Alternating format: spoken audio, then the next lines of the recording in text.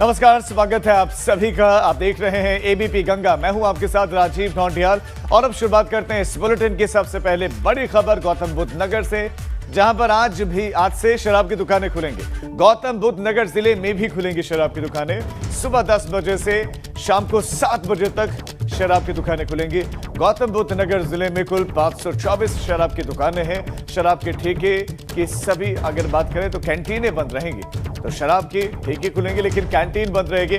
वाराणसी में भी इस तरह का फैसला प्रशासन ने लिया है। गौतम बुद्ध नगर में भी शराब की दुकानों का, शराब को खोलने का फैसला। इसके पीछे की वजह पैसा, इसके पीछे की वजह कैसे राजस्व में बढ़ावा इजाफा किया जाए, क्योंकि सारी चीजें, ज्यादातर गतिविधियां भी बंद हैं और उसकी वजह से जो जीवन है उस पर सीधा सीधा असर पड़ेगा। आजीविका पर असर पड़ रहा है, राज्य के राजस्व पर असर पड़ रहा है। तो ऐसे में गौतम बुद्ध नगर प्रशासन का बड़ा फैसला, शराब की दुकानें खुलेंगी। अंकित हमारे संवाददाता खबर पर और ज्यादा जानकारी देंगे। अंकित, शराब की दुकानें खुलेंगी, क्या टाइमिंग है और क्या क्या नियमों का पालन करना होगा, यह आप बता दें दर्शकों को। जी देखिए, आपको बता दूं कि आज से गौतम बुद्ध नगर में शराब की दुकानें खुलने जा रही हैं। आपको बता दें, टाइमिंग सुबह 10 बजे से लेकर शाम को 7 बजे तक जो दुकानें हैं उनको खोलने का टाइम निर्धारित किया गया है। वहीं आपको बता दें, सबसे बड़ा जो सोशल डिस्टेंसिंग का इसमें जो है कि करना होगा। कहीं ना कहीं जिस तरीके से कोरोना संक्रमण बड़ी रफ्तार से फैल रहा है, उसके चलते आबकारी विभाग जो डिपार्टमेंट है उसके लिए सबसे बड़ा चैलेंज सोशल डिस्टेंसिंग होगा, क्योंकि बीते इतने लंबे समय से दुकानें बनती, जिसके बाद दुकान खुलने की जानकारी के बाद वहां पर लोगों की लंबी लंबी कतारें लगनी शुरू हो जाएंगी। आपको बता दें कि सबसे बड़ा चैलेंज कहीं ना कहीं सोशल डिस्टेंसिंग आबकारी विभाग डिपार्टमेंट के रहेगा, जिसके लिए आबकारी विभाग डिपार्टमेंट ने अभी से तैयारी करनी शुरू कर दी है। वहीं आपको बता दें कि लगभग गौतम बुद्ध नगर में 524 ऐसे शराब के इंग्लिश देसी समेत दुकानें हैं जिनको आज पूरी तरीके से खोल दिया जाएगा। वहीं इसमें एक जो मॉडल शॉप है, जिनके अंतर्गत कैंटीन होती है, जिनके अंदर आदमी जो है कैंटीन में बैठकर खाना खाता है। कहीं ना कहीं कैंटीन, सभी कैंटीनें अभी फिलहाल प्रतिबंध रहेंगी, बंद रहेंगी। कैंटीनों को नहीं खोला जाएगा। केवल जो शराब की दुकानें हैं, जो ठेके हैं, वहां से आदमी जो है लाइन लगाकर सोशल डिस्टेंसिंग का पालन करना अनिवार्य होगा। वहीं जो मास्क है, बिना मास्क पहनने वालों को। अंकित, शुक्रिया आपका जानकारी के लिए। तो शाम को 7 बजे तक गौतम बुद्ध नगर यानी कि नोएडा में शराब की दुकानें खुलेंगी। यहाँ पर बहुत तरह के सवाल उठ रहे हैं कि ऐसा लगता है कि शराब को आवश्यक सेवाओं की सूची में जो है रख दिया गया है, कि ये प्रशासन के लिए भी मानो आवश्यक हो गया है और लोगों के लिए भी, कि शराब की दुकानें अब आज से खोलने का फैसला लिया गया है गौतम बुद्ध नगर में। वाराणसी में भी ये निर्णय ले लिया गया था। वाराणसी के बाद अब गौतम बुद्ध नगर में भी 10 बजे से लेकर शाम को 7 बजे तक शराब की दुकानें खुलेंगी और तस्वीरें जो शराब की दुकानों के बाहर से आएंगी वो एबीपी गंगा आपको जरूर दिखाएगा। अगर कहीं भी सोशल डिस्टेंसिंग या कोविड नियमों की धज्जियां उड़ती हैं तो फिर सीधे सीधे सवाल पूछे जाएंगे और जिलाधिकारी से सवाल पूछे जाएंगे कि आपने आदेश तो दे दिया लेकिन नियमों का पालन क्यों नहीं हो रहा। ये सवाल पूछे जाएंगे अगर तस्वीरें दिखती हैं। कोरोना महामारी का विकराल रूप देवरिया के गांव में भी देखने को मिल रहा है। यहाँ पर गांव में लगातार हो रही मौतों से लोग खौफजदा हैं। हालात ये है कि गांव में मरने वालों पर मृतक के घर पर कोई भी संवेदना प्रकट करने तक नहीं जा रहा। ग्रामीणों का आरोप है कि सही ढंग से इलाज नहीं मिल पा रहा, न ही इतनी मौतों के बाद कोई टीम गांव में अब तक पहुंची है। भागलपुर ब्लॉक के अंडीला गांव में जहां 15 दिन के भीतर 20 मौतें हुई हैं, लेकिन जांच टीम पहुंची नहीं। वहीं रुद्रपुर तहसील के कोडर बैदा गांव में 1 हफ्ते के भीतर 12 मौतें हुई हैं। बाप को तबीयत खराब था, उसका सांस फूल रहा था, वो एक्सपायर हो गया है। कोई देखने नहीं आया, कोई लोग अभी नहीं आया। गांव में जास्ती लोग मर गया, कोई देखने नहीं आया। अभी विभाग की टीम गांव में नहीं आई? नहीं, कोई नहीं अभी देखने आया। कितने लोग अभी गांव में? 5 दिन में गांव में 5-6 लोग मर गया। मेरे को सर पूरा मालूम नहीं, मगर 5-6 लोग मर गया है। सुना लोग। कौन बीमार है आपको? मेरा माँ बीमार है सर। उनको क्या हो रहा है? उसी को भी प्रॉब्लम है, मेरे माँ को भी वही प्रॉब्लम है, सांस का प्रॉब्लम उसको भी है। के बैदा और भागलपुर के अडीला गांव में विगत कुछ हफ्तों में कुछ लोगों की मृत्यु हुई है। तो उसका संज्ञान लेते हुए संबंधित एसडीएम और जो मेडिकल ऑफिसर इंचार्ज हैं उनके नेतृत्व में टीमें गई थी इन गांव में, और गांव में जा कर के मैसिव सैनिटाइजेशन का जो कार्य है वो कराया गया। साथ में जितने भी संदिग्ध व्यक्ति हो सकते हैं उनकी सूची बनाई गई। तो जिलाधिकारी का बयान आपने सुना, तो ऐसे में आप अंदाजा लगा सकते हैं कि गांव तक कोरोना की दस्तक हो चुकी है। आप तक जांच नहीं पहुंचेगी, हो सकता है प्रशासन का कोई नुमाइंदा ना पहुंचे, अस्पताल भी आपको नसीब नहीं होगा और सांसें आपकी फूलती चली जाएंगी और व्यक्ति दम तोड़ देगा, कोई मदद के लिए नहीं आएगा। अभी अपने आप को बचा लीजिए, मास्क लगा लीजिए, सोशल डिस्टेंसिंग का पालन कर लीजिए। आगे बढ़ते हैं, बरेली का रुख करते हैं, जहां पर 5 लोगों की कोरोना की वजह से मौत हो गई। इस वक्त ये बड़ी खबर, बरेली से 5 लोगों की मौत हो गई है, 2 वैज्ञानिक जबकि 2 वरिष्ठ वकील और एक कारोबारी की मौत हो गई है।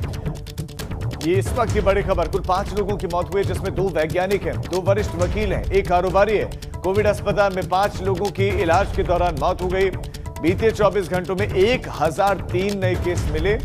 बरेली के IVRI के वैज्ञानिक, 2 वैज्ञानिक IVRI के 2 वरिष्ठ अधिवक्ता, मार्बल कारोबारी समेत ये कुल 5 लोगों की मौत हुई है। बरेली से खबर है केसेस 1000 से ज्यादा आए हैं, स्थितियां खराब हैं और अब आलम यह है कि गांव में टेस्टिंग हो नहीं पा रही। टेस्टिंग हो नहीं रही है तो पता ही नहीं चल रहा है कि संक्रमित है या नहीं, लेकिन फिर भी लोगों की मौत हो रही है। जो सिम्टम है, जो लक्षण है, वो तो यही दर्शाते हैं कि अभी जो वेव चल रही है ये उस वेव के शिकार हो गए, यानी कि कोरोना के शिकार हो गए। गाजियाबाद के एक सोसाइटी से एक ऐसा मामला आया है, एक क्रॉसिंग रिपब्लिक सोसाइटी का मामला है, जहां पर एक फ्लैट में रहने वाले परिवार में से 6 सदस्यों में से 4 लोगों की मौत हो गई, जबकि परिवार में 8 और 6 साल की 2 बच्चियां हैं जो बच्ची हैं, जो जिंदा हैं। 4 की मौत हो गई, 2 बच्चे हैं, उनमें एक 8 साल की और एक 6 साल की बच्ची है। 27 अप्रैल को पहली मौत हुई थी दुर्गेश के रूप में, उसके बाद 4 मई को दुर्गेश के बेटे और 5 को दुर्गेश की पत्नी, उनकी मौत हुई और इसके बाद दुर्गेश की पुत्र वधू निर्मला की मौत हुई 7 मई को। लोगों का आरोप है कि दुर्गेश और उनके परिवार को समय रहते मूलभूत सुविधाएं नहीं मिली, इसके कारण 2 बच्चियां अनाथ हो गई। सिर्फ 2 बच्चियां बचे हैं और परिवार के सब सदस्य अब नहीं रहे। 4 लोगों की मौत हो गई। कोरोना संक्रमित मामलों की संख्या मेरठ में भी लगातार बढ़ रही है और हर रोज 1 से 1,500 मामले सामने आ रहे हैं।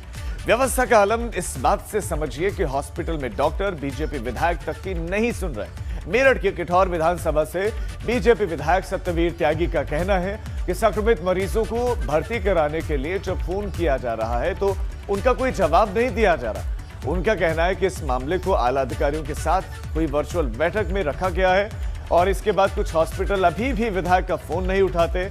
विधायक ने स्थानीय प्रशासन से ग्रामीण इलाकों में संक्रमण रोकने के लिए इंतजाम की अपील की है। एक ही बात उठाई और मैंने भी वही मुद्दा उठाया कि जो प्राइवेट अस्पताल हैं इनको ऐसे समय में संवेदनशील होकर के और जनता के भले के लिए जो है इनको काम करना चाहिए। ये आदेश है कि भाई इसकी एक रोज़ जो है लिस्ट बना करके जो है ये बताया जाए। हमारे कमिश्नर साहब, डीएम साहब और दूसरे सीएमओ भी और दूसरे अधिकारी भी जो इसमें लगे हुए हैं वो बहुत अच्छा काम कर रहे हैं। लेकिन अब ये इन लोगों ने जो है अभी 2-3 दिन से तो मैं देख रहा हूँ कि मैंने फ़ोन किए हैं कई जगह, अभी तो सुधार आया है लेकिन और भी ज़्यादा सुधार की ज़रूरत है। और अब एक बड़ी खबर, पेरोल पर जेल से रिहा होंगे 10,000 से ज्यादा कैदी और 8 हफ्तों की पेरोल पर ये कैदी यूपी की जेलों से रिहा होंगे। कोर्ट के निर्देश पर कैदियों को रिहा करने की तैयारी शुरू हो गई है। पिछले साल पेरोल का पालन नहीं करने वाले कैदी थोड़ा सा डिले लेट से वो रिहा होंगे, जबकि जिन्होंने पालन किया वो कैदी सबसे पहले पेरोल पर रिहा होंगे। बड़ी खबर, 10,000 से ज्यादा कैदियों को रिहा किया जाएगा। अपराधी जिसने अपराध किया है उसके बाद ही उसको ये सजा मिलेगी, समाज से अलग रहेगा, लेकिन अब उसको समाज के बीच में कोरोना की वजह से भेजा जाएगा।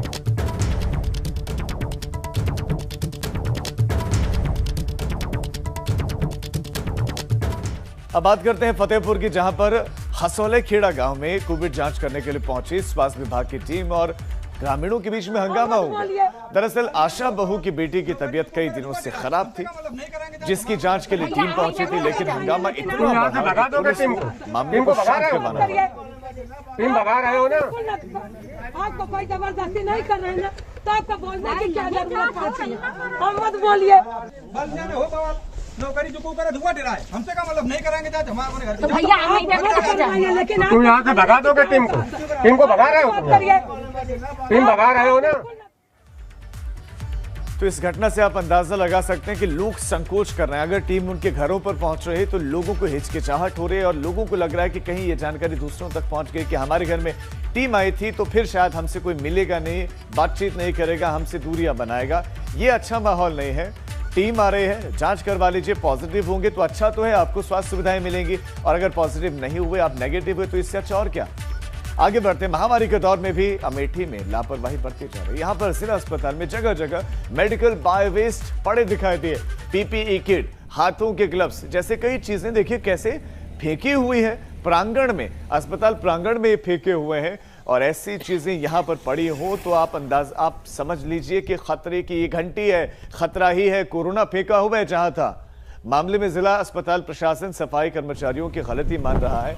गलती किसी की भी हो, लेकिन आम आदमी को ये सारी चीजें संक्रमित कर सकती हैं और ये बहुत बहुत बड़ी लापरवाही है। ये प्रयोग होते हैं और लोग ला के रख देते हैं, और ये जो है इसकी वजह ये है कि वहाँ पे इकट्ठा हो रहा है। इसकी वजह की जो सफाई कर्मचारी तैनात हैं जिला अस्पताल में, उनकी लापरवाही है। लापरवाही से ऐसा है, अगर उनको पता चल हो जाना चाहिए कि वहाँ पे विकेट इकट्ठा हो रहा है, उनको त्वरित उसकी सफाई करनी चाहिए और बायोमेडिकल वेस्टेज में जाकर उसको डाल देनी चाहिए। खबरों में अब आगे बढ़ते हैं। अंबेडकर नगर का रुख करते हैं, जहां पर शराब पीने की वजह से 4 लोगों की मौत हो गई है। जहरीली शराब पीने की आशंका जताई जा रही है। 4 लोगों की मौत हो गई है। कई लोग अभी अस्पताल में हैं जिनका इलाज चल रहा है। लॉकडाउन के बाद भी चोरी छिपे शराब बेची जा रही थी। लोगों ने शराब खरीदी, पी और 4 लोगों की मौत हो गई है। जैतपुर थाना इलाके के मखदूमपुर और शिपाल गांव का ये मामला है, जहां पर 4 लोगों की मौत हुई है और एक का जिला अस्पताल और कईयों का निजी अस्पताल में दूसरे इलाज चल रहा है। जैतपुर थाना इलाके के मखदूमपुर और शिपालपुर गांव का ये मामला है। मृतक वहीं के रहने वाले भी हैं। जहरीली शराब से मौत की सूचना पर स्थानीय विधायक सुभाष रॉय गांव भी पहुंचे हैं और उच्च अधिकारियों से दोषियों पर कार्रवाई करने की मांग की है। श्रावस्ती में पुलिस का अमानवीय चेहरा सामने आया है। लॉकडाउन का पालन करवाने के नाम पर पुलिस ने महिलाओं के साथ बदसलूकी की है, पिटाई तक की है महिलाओं की। तस्वीरें आपको दिखा रहे हैं। साथ ही वायरल हो रहे एक वीडियो में यह साफ देखा जा सकता है पुलिसकर्मी सड़क पर सब्जियां फेंक रहा है। मामला श्रावस्ती के इकोना थाने का है, जहां पर एक कस्बे में गरीब परिवार के लोग ठेलों पर सब्जियां बेच रहे थे और इतने में एक पुलिसकर्मी महिला को पीटने लगता है और सब्जी के ठेले से सब्जियां भी फेंकता है। इन तस्वीरों को देखकर श्रावस्ती पुलिस के ऊपर सवालिया निशान खड़े हो रहे हैं। दूसरी तरफ एक पैर से दिव्यांग फल वाले को पुलिसकर्मियों ने इस कदर पीटा कि उसका एक हाथ और टूट गया, जिसे जो है पास के अस्पताल में भर्ती करवाया गया है। लिहाजा जो आरोप लग रहे हैं उन आरोपों की जांच होनी चाहिए और अगर जांच सही पाए जाते हैं तो इन पुलिसकर्मियों पर FIR होनी चाहिए। इनको बर्खास्त तो जरूर किया ही जाना चाहिए, इन पर FIR होनी चाहिए और इन पुलिस वालों गुंडों की असली जगह सलाखों के पीछे, न कि सलाखों के बाहर। कोरोना के खतरे को देखते हुए जिला पंचायत अध्यक्ष और ब्लॉक प्रमुख के पद के चुनावों को स्थगित कर दिया गया। यूपी सरकार के पंचायती राज मंत्री चौधरी भूपेंद्र सिंह ने कहा कि मौजूदा कोरोना संकट को देखते हुए सरकार का फिलहाल पंचायत अध्यक्ष और ब्लॉक प्रमुख के चुनाव करवाने का कोई इरादा नहीं। पंचायती राज मंत्री ने कहा सरकार की प्राथमिकता पहले कोविड नियंत्रण की है। दरअसल पंचायत चुनाव के नतीजे आने के बाद अब जिला पंचायतों और ब्लॉकों में इन दोनों पदों के चुनाव की तैयारियां चल रही, लेकिन प्रदेश में कोरोना के तेजी से बढ़ रहे मामलों के बाद अब जिला पंचायत और ब्लॉक प्रमुख के चुनावों को टाल दिया गया है।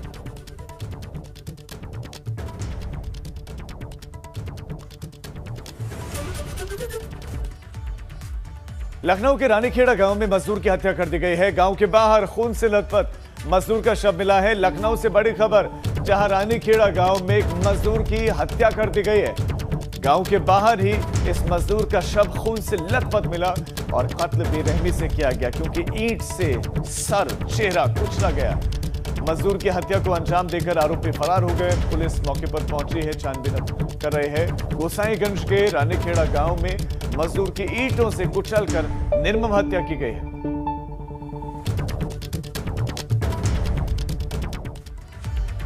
और अब बात उस खबर की जो इन दिनों सुर्खियों में बने हुए है। लखनऊ में थाईलैंड की युवती की मौत के मामले में लखनऊ पुलिस को अहम सुराग हाथ लगे हैं। जांच कर रही टीम को गोमती नगर के 2 स्पा सेंटर में सीसीटीवी कैमरे की डीवीआर और अहम दस्तावेज हाथ लगे हैं। दरअसल इसी स्पा सेंटर में थाईलैंड की वो युवती काम करती थी। पुलिस सूत्रों की माने तो जांच में 150 से ज्यादा नेताओं और कारोबारियों के स्पा सेंटर से कनेक्शन की जानकारी मिली है। अब इस बात की जानकारी जुटाई जा रही है कि क्या यहाँ पर कोई रैकेट तो नहीं चल रहा था। बड़े बड़े वीवीआईपी और वीआईपी का यहाँ पर आने जाने का सिलसिला रहता था और जो बड़े बड़े बिजनेसमैन हैं या कारोबारी हैं या दूसरे बड़े लोग हैं वो यहाँ पर आते थे।